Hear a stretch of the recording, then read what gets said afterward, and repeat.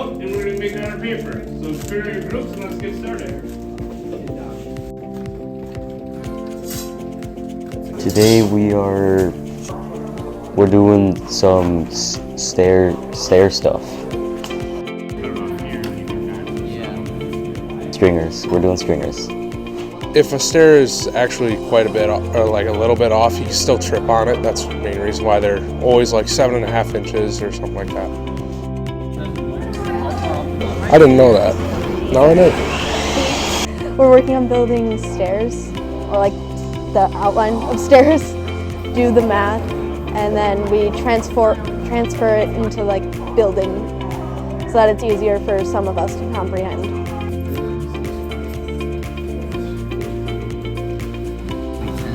Geometry and construction.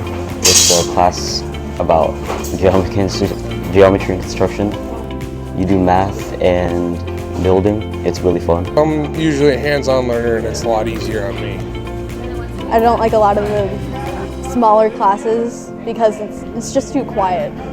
There's no hands-on. It seemed like a fun class when I heard about it, so I decided to do it.